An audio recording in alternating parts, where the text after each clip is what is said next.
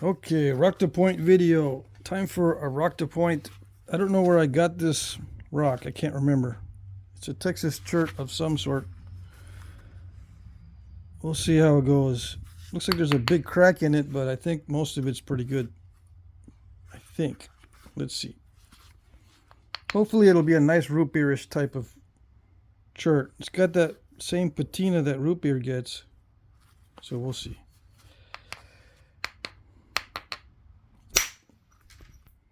Oh, yes. Looks like it might be a good one.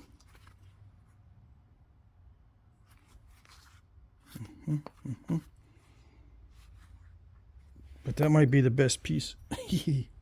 All right.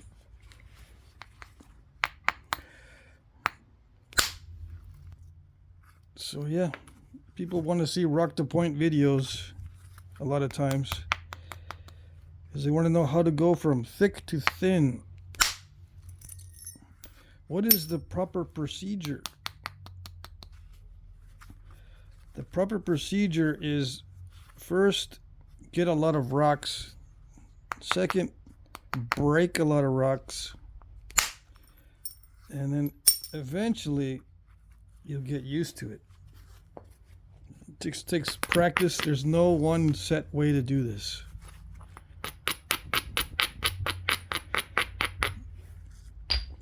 And in the beginning, you don't need to worry too much about what you do. It's when it starts to get thinner and thinner is when it starts to get more strategic. Right now it's all opportunistic. As it gets thinner and thinner, it gets less opportunistic. When it gets extremely thin, then everything has to be planned out. You got to be very careful or you'll break it. Most guys that are new, they start out with something like this and immediately end up with a turtleback in there somewhere. Hopefully I can show you how to avoid that. I'm trying to get rid of all the nasty parts on here first. Always, not always, but most of the time you do the worst first. Eliminate the worst first, like the worst thick spots, the worst crack spots, the worst cortex spots, just the worst first. And it rhymes, which makes it easy to remember.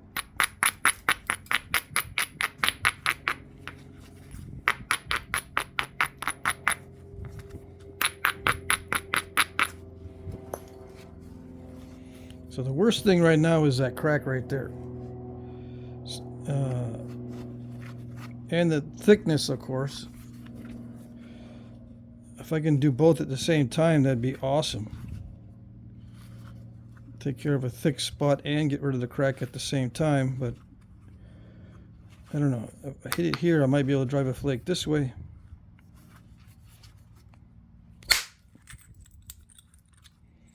And I can get a good flake. Plus I can start attacking that. Plus it makes it a little bit thinner. Same thing on this. Let's see. Nope, that didn't do it. When you hit the cortex, sometimes it requires a lot more force. Yeah.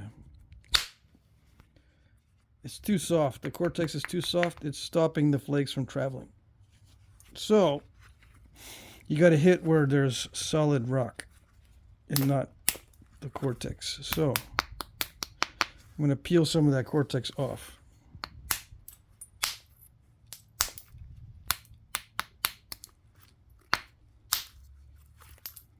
And then hit it.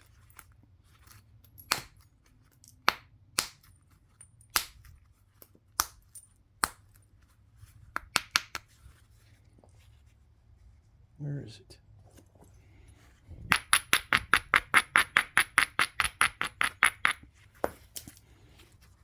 So I'm going to go this way.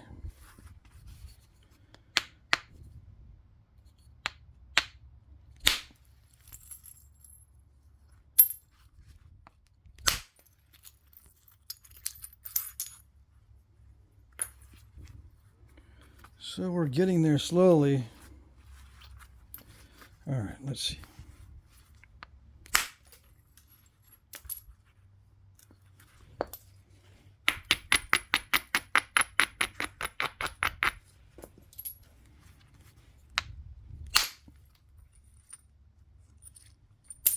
think it's gone. Yes, it is. All right, so let's see. I'm saving the flakes as they come off. This can be heat treated to make it more slick, more glossy. I mean, it's already pretty slick. It's just good. The stuff near the cortex is not always good, but this looks okay.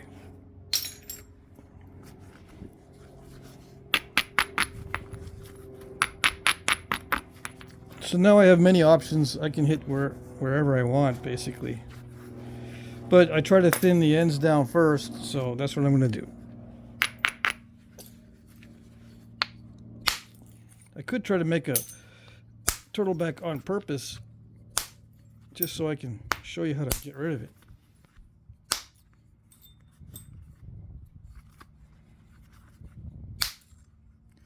This is going to nap well. I have a feeling. Yeah.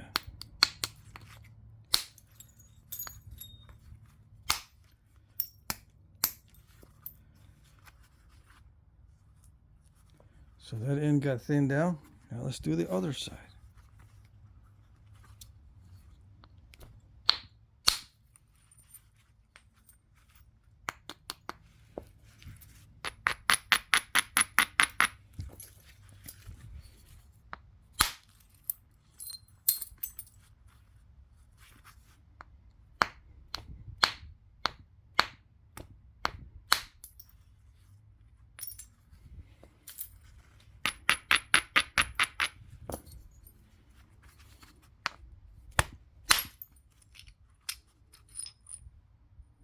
It's kind of curved, but it's still good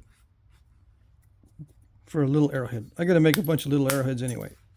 I'm not going to do it on video, but yeah, I might do one of the small arrowheads on video out of this stuff.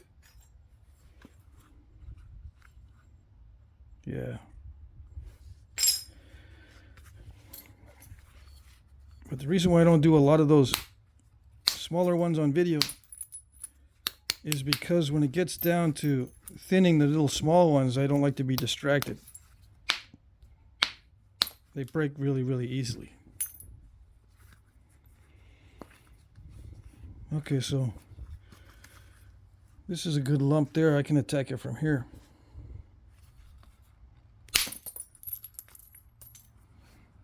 Sometimes I get a good flake, a big flake, sometimes not. And I don't really pay attention too much to the reasons why sometimes I get these big long ones and sometimes I get shatter, because you never know.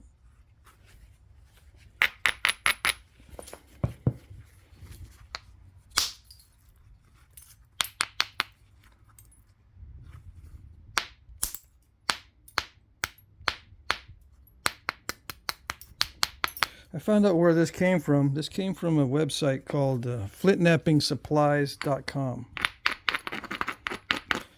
And I am going to grind this instead of hitting it with a hammer, because now I know where to get these.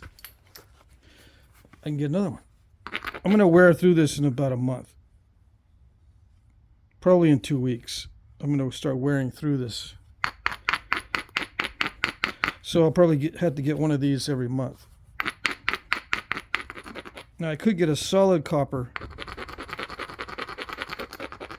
I might end up getting a solid copper bopper. But I like the weight of this. It's weighted forward very much. So I like that it does some of the work for me because of the weighted tip with a very light handle.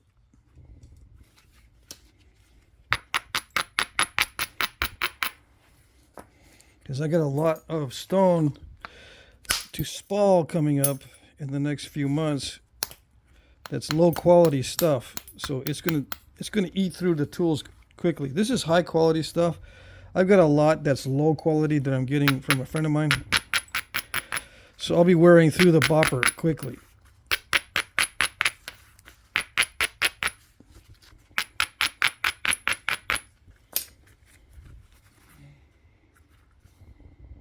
I'm going kind of slow on this one compared to like the other ones that I just did.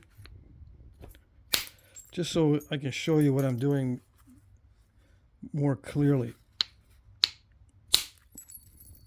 But after you get used to it, it can go pretty fast.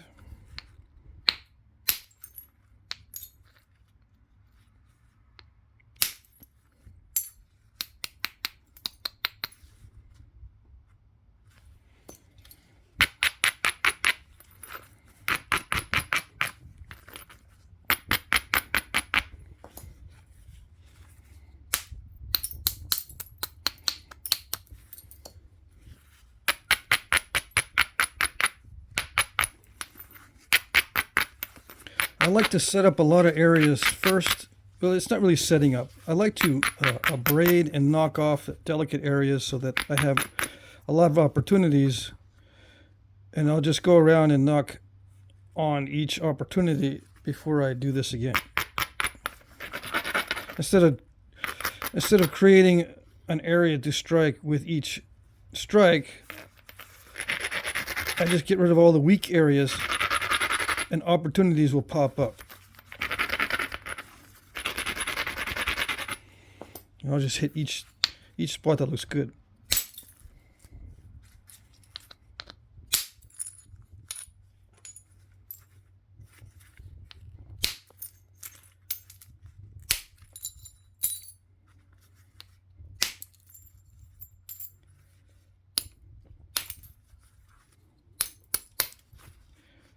Yeah, I've got to figure out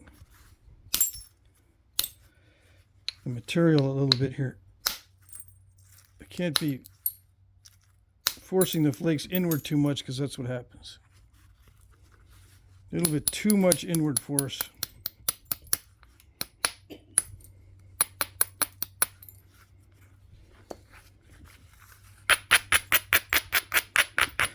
Sometimes that happens with not enough inward force. Sometimes it happens with too much inward force. So it's hard to explain.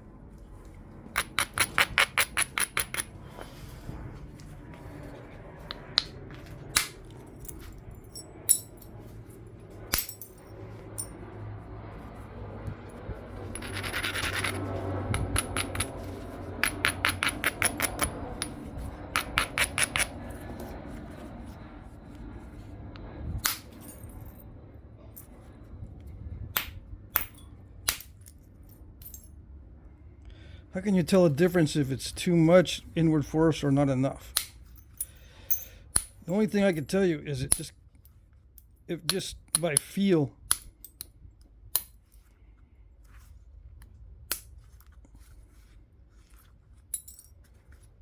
it'll feel like it's crushing if you're putting too much force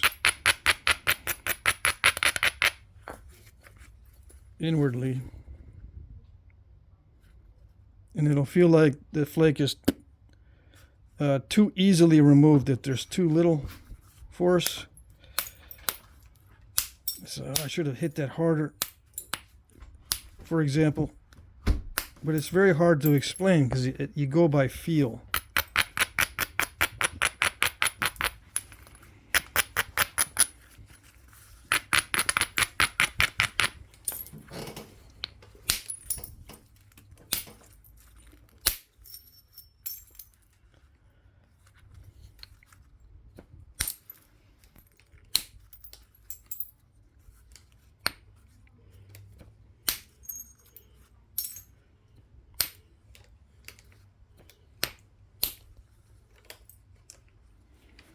Like, it doesn't feel like I can eliminate that right away, but I think I can do it now by hitting this edge here.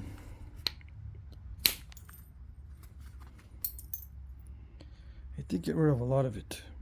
Not all of it, but a lot of it, yeah.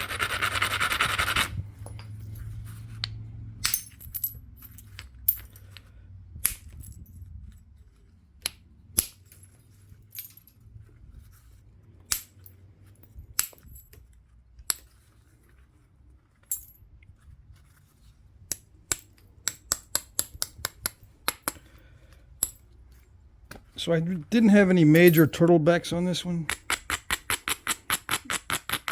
just little thick spots as I was reducing it. They were not too bad.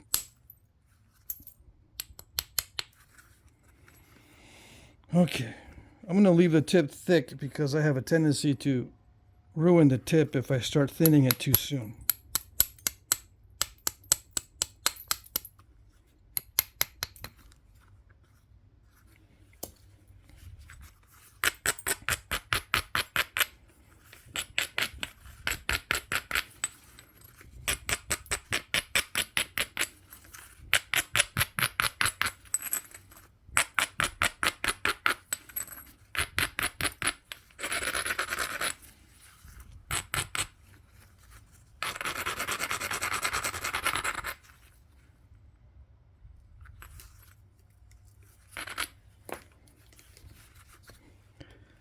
Yeah, if this gets too lumpy,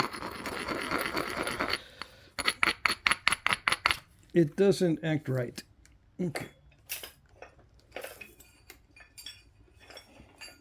Let's see. Where's my hammer?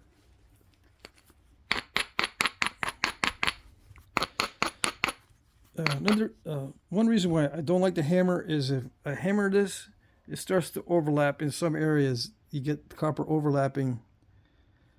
And it'll spread out on the top on these sticking out parts. You pound them down, they don't pound straight down, they spread out, so you get these little layers. I prefer to grind it smooth.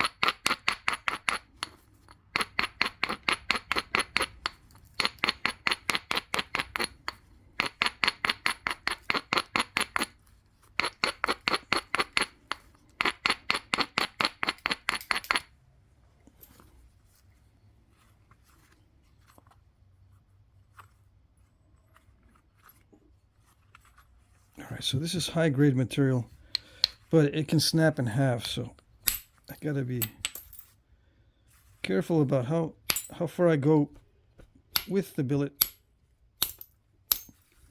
before I switch over to indirect percussion.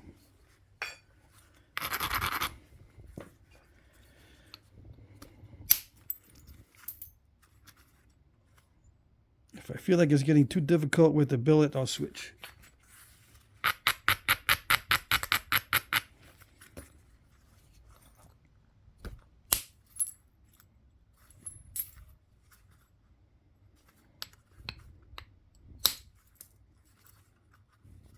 Yeah, I'm not driving the flakes very far. I can drive them farther with indirect percussion. Yeah.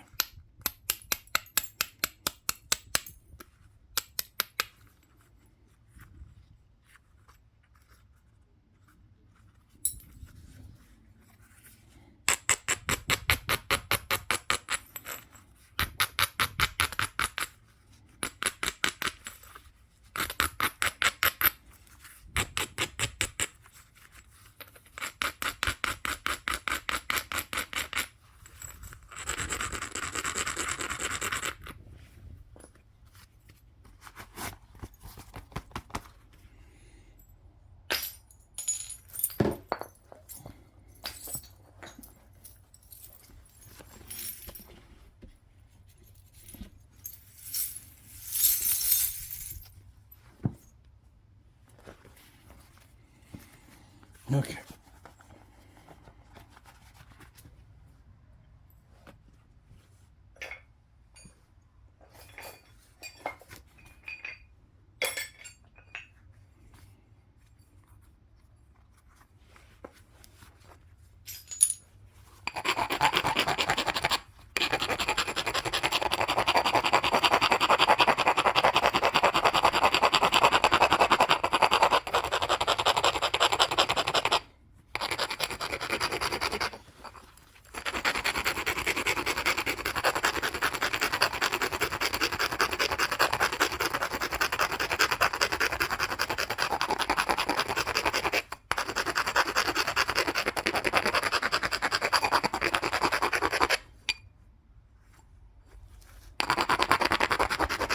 I suppose this is a lot like putting chalk on a pool stick right? It smoothens out the surface for solid contact.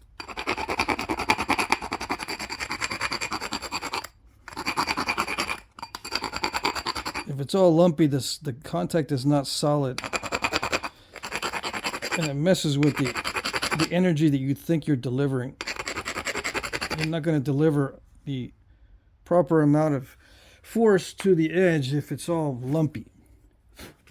In case you're wondering why I have to, or why these tools have to be constantly maintained. Okay, I'm going to try the aluminum first. I don't know why. It's all done by feel.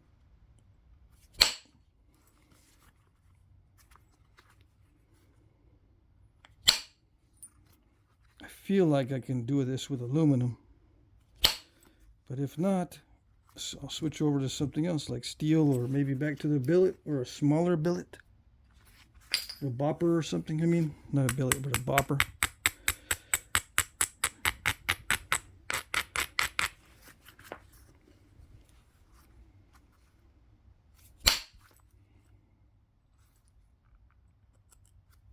Sometimes something will work depending on your mood only. Like, it'll work one day, but the next day you try it, you're not so good at using it. So it can depend on your mood.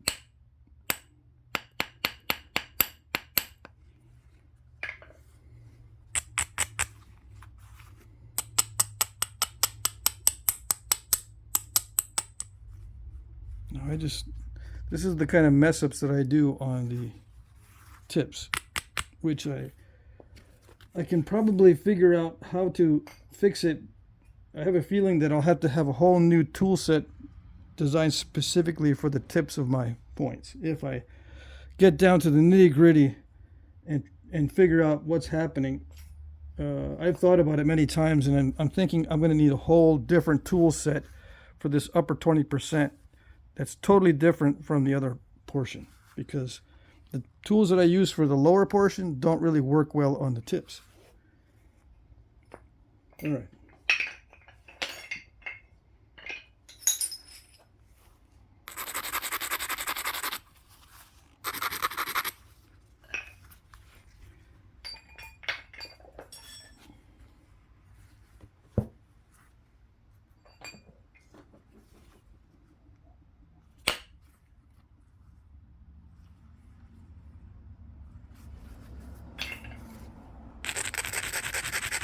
And again, how do I know how much to grind? It's all by feel.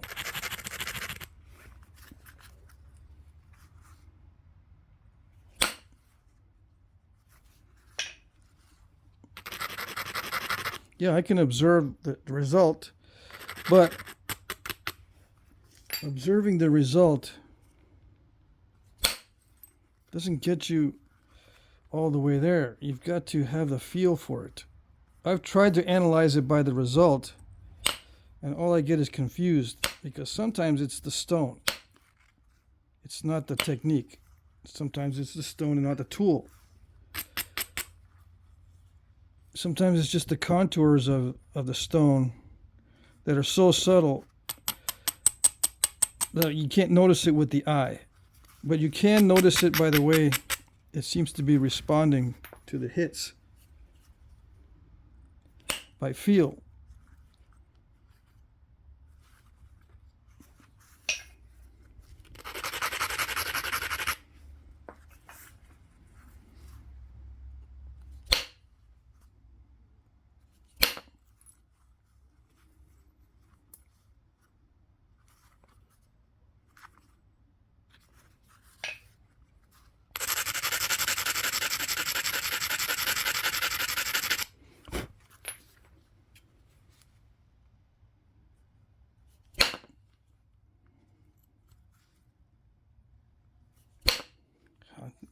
It feels like I'm going to mess that up, but it looks perfect.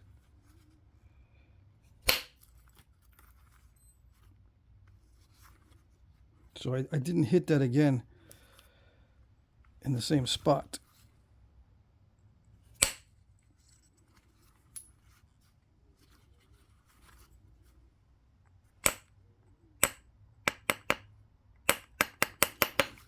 You know, to be fair, there was a little crack in there when I hit it the first time.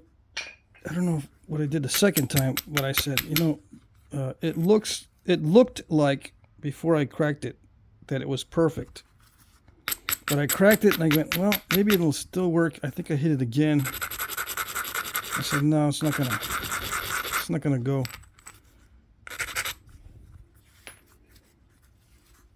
Although just by looking at it, it looked like it might have gone.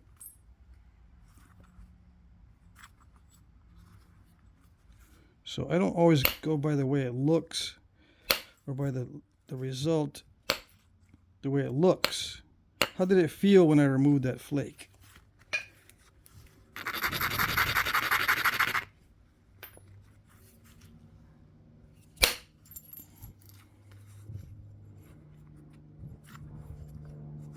So what I'm doing is I'm trying to get it thin without creating step fractures.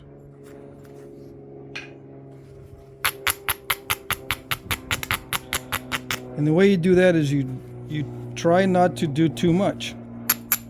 You stay within your limits. If you don't know your limits, you'll have to find them out by breaking things.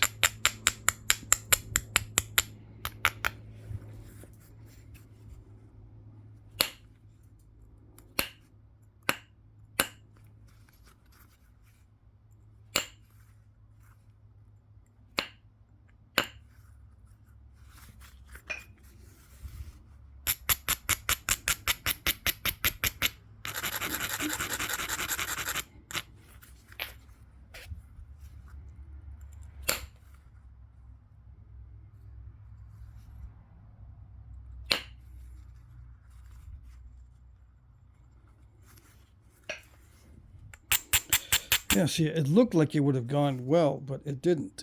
It stopped right there. But it looked perfect.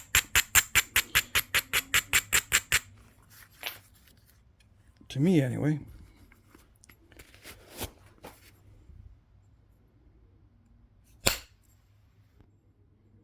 But I went by feel that time because even though it looked like I did not need to hit it that hard, if I went by feel and I was thinking I need to hit it a lot harder than it looks I need to hit it a lot harder than it looks like I need to hit it.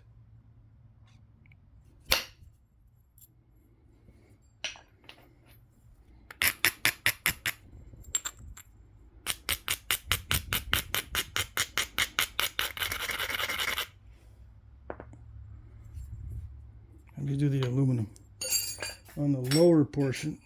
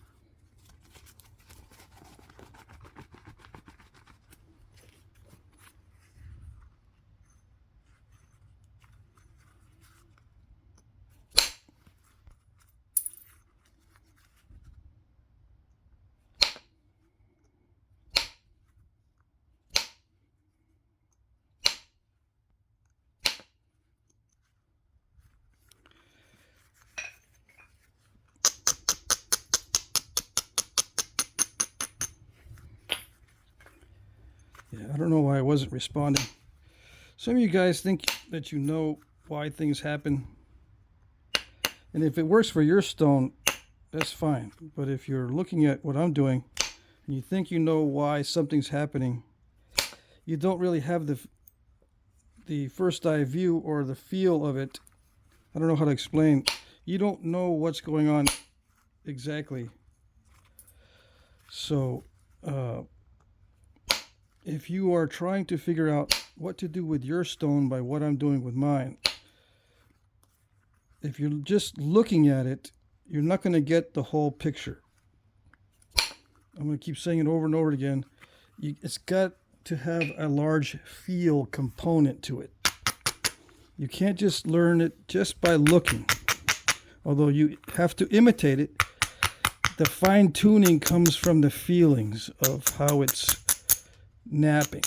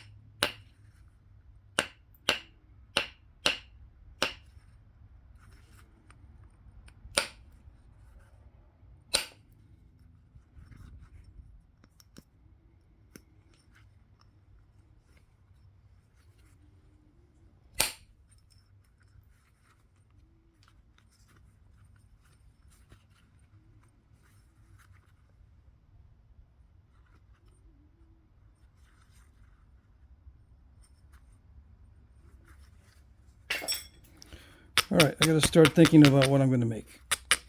What type?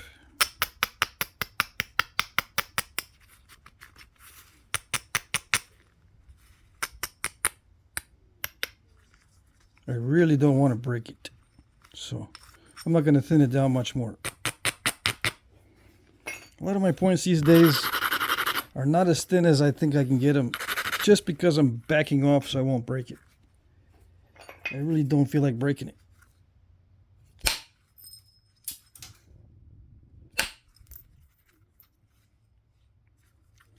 Do I ever feel like breaking it? Sometimes I don't mind it because I got plenty of material, but I don't have much of this good stuff.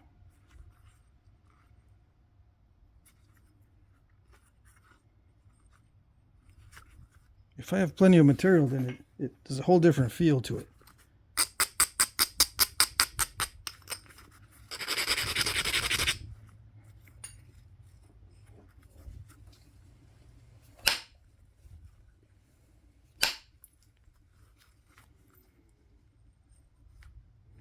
I'm probably going to put notches in it, so I got to make sure this lower area is going to be notch friendly.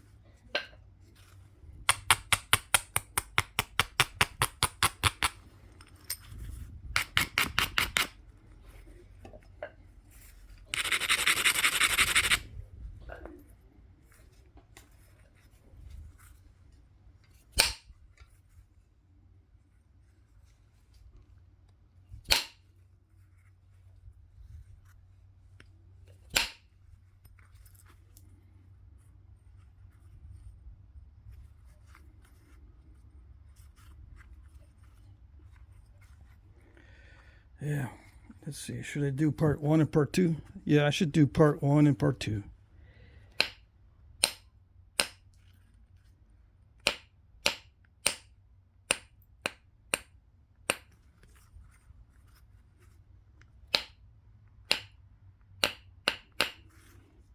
Okay, so I cut it there. Hopefully the lighting's good. I changed it a little bit, the angle of the lighting.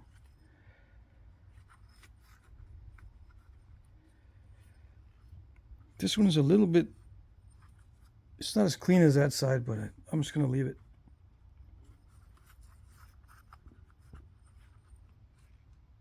I might be able to do a little more cleanup as it gets more narrow. Yep, all right. So I'll finish it on part 2. Hopefully. Okay. That's it.